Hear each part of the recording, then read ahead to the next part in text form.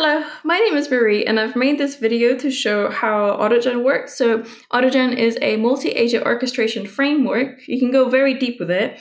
I've just kind of done something quite basic to start with, just to learn it myself. I am new to it as well, and to be able to show something a little bit easier to follow, I suppose. Hopefully, it's not too bad. So, at the start of the video, I'll show you the actual app itself, and then after that, I'll show you the code behind the scenes, so to speak.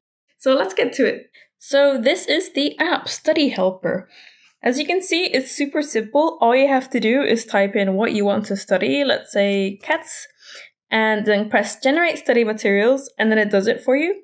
That is all you have to do. The agents do all of the work. So one of the agents will do research on cats. The other one will grab that and then make flashcards, and then the other one will create a study guide. We'll look at the back of that a bit more, but basically that's kind of the simplest idea I had for the demo, because I'd like to do something a bit more complex in the future, but it's just to kind of show how the agents speak to each other. So this bit, right, is the research. So this is the kind of bulk of it. This is what the other ones use to make their own parts. So here's the flashcards. What is the name of domestic cats and so on. And if you are really serious about using this, there's a study guide. And, it shows you like key concepts, some learning objectives. And what's really cool, it recommends resources, including websites, documentaries, and other things. And it even gives you a study schedule, like week by week thing. So it's just like a real world example of something very simple you could actually use AutoGen multi-agents for, which is what I wanted to show. So here is the backend part of the web app for Study Helper. So at the top, you see I'm importing all sorts, including Flask. It's basically just like a way to connect the Python to your browser, so like the code to your browser, so that when you click something on the page, Flask will catch that and run the Python code. Here's AutoGen as well. So that is the part that manages the AI agents, helps you create them, and then has a group chat, which actually handles the multi-agent conversation logic. So that's the part where all the different AI agents talk to each other and share tasks, right? So in this part here, this is where it's getting all the keys for the environment. So if you wanted to do this yourself, you would need an Azure OpenAI deployment. I will be doing kind of like a how-to on how to do this. Just a quick note, you have to pay for Azure OpenAI as far as I'm aware. So keep that in mind if you do want to do something like this. I will be putting that in the GitHub link in the description, because I don't want to go too into that right now. But basically this kind of part gets the connection to the actual AI agent. So, kind of like ChatGPT, and lets us talk to it with AutoGen, right? And if you don't have it, I just made this so it gives you a quick note at the bottom, so it's easy to find out, why isn't my thing working, right? It's just that you don't have the OpenAI credentials in the environment variables. And I'm not going to show myself putting them in because it's a bit of a security risk. So anyone could then look at the credentials, right? So be careful with that. And I've made it so you basically, the way to put it in is to make it in the command line interface or terminal, which is what's down here, right? You would just type it in.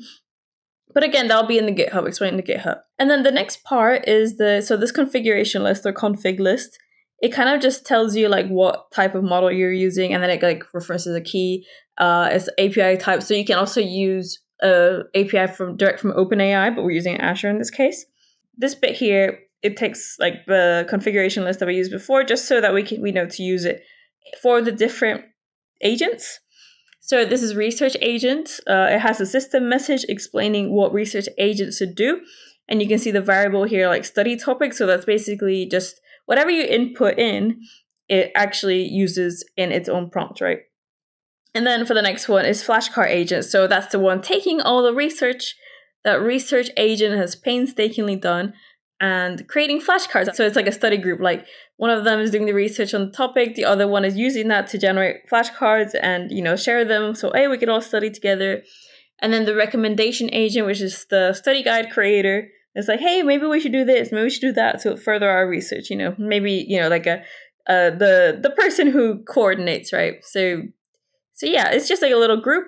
And then an interesting agent is also the user proxy agent. It's not a true sort of agent. It just represents you and your input. And a funny little thing you might notice is that it says human input mode never. So basically, you're probably thinking, well, I am a human and I would be inputting my study topic, right? So what's that about? But that's the cool thing about AutoGen, right? Is that you can get them to converse with each other. And you can also have times in the conversation where you can put input and kind of rejoin the conversation if it's a long conversation, right? Here we return the agent so that we can actually use them in the group chat instance, which we'll see in a bit. So this function down here, run group chat, which also uses the study topic parameter, you can see that it generates the agent here, right? This part here creates the group chat, the actual group chat where the agents speak to each other at. And you can see max round is set to 4. So a round is kind of like a, let's say, like when someone speaks in a meeting, maybe a turn at a meeting, right? So the interesting thing is, as we have the user proxy agents, we want to give that a round. Then the rest have 1 round each. So they don't really go back and forth much. We wanted to keep this demo really simple, right? But what's really cool about multi-agent projects and something that I'd like to explore, maybe do a more complicated demo in the future, is that they can go back and forth with each other. So you can increase these rounds very much so. And then, you could have human input in the middle of it so you can get yourself involved in it, right? So that's really cool. Something I'm definitely hoping to explore. And this point is the kind of like manager that kind of just sees the flow between agents, just make sure everyone sticks to the agenda. This is where you actually start the chat. The user proxy kind of has like this message and it like kind of controls what's happening. So it's kind of like the order, I want to learn about the topic we inputted in, that it sends back the results, right? And then at this point, we'll look at how the loop for the conversation actually goes. So this point just kind of gets like what has been said. If it's blank, it doesn't get it. It just skips any relevant ones. It's just kind of reading through the transcript and getting what's relevant. This is the Flask kind of bit. This just kind of shows you the front page. So like the main page, the bit that says like, what do you want to input? Basically, it gets the study topic that you inputted using API. So that's kind of like a post request. And if there's no study topic, it does like a little pop-up, gives you a 400 error. And if you do have a topic, hopefully is the case, then it does start the group chat.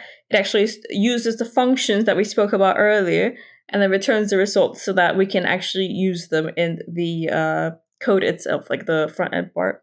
And then this is just a bit of it to kind of try exception chunk. So that basically just catches errors. Let's say that the connection between Azure OpenAI and your computer is not very good, then it doesn't just kind of stay there or lag or crash. It's just kind of like makes things a bit easier. So you're not just waiting there for a response for ages for no reason. So that is pretty much it. Hopefully that was interesting in terms of the code. And if not, just feel free to drop me any messages. I will have the GitHub in the description, but again, that is very much a work in progress right now. I'm going to put in some kind of instructions so you can play with it yourself, and I definitely encourage that. One thing that I didn't flag up, actually, let's just go back for 1 second. I meant to flag this up, is that in the user proxy, right, we have this code execution and configuration false. So that is something very cool as well, is that AutoGen with the agents, you can execute code, but I'd be really, really careful with this. You might want to do something like maybe deploy it in Docker or something, because you want to be, we just want to be careful, right, with our devices and whatnot. So yeah, just be careful with that. That's why I left it as false. But it's definitely fine to play with. I'm sure there's many guides online, and maybe one day I'll make a demo on that as well. But I just wanted to flag that up. If you do play around with it, that's just one part to be careful of, right? But that should be fine to play with, and I really encourage it. It's not a lot of lines of code, and I'm just hoping that anyone that watches this feels more encouraged. So that was Study Helper. I hope you enjoyed it, and I hope you learned something from it, at least even if you didn't enjoy it. And yeah, I learned a lot making it. So if you're really curious, I do recommend you making something yourself as well. And I will put the GitHub link in the description. That's still kind of a work in progress, but if you want to play around with it, it's there. And yeah, and let me know what you think. And if you have any questions or comments, please let me know. And I'm super happy to talk about it with anyone. And I'm really looking forward as well to continuing to work on this with this framework and use the more current releases as well. So I'm really looking forward to that. So I had so much fun. So I really encourage you to try it.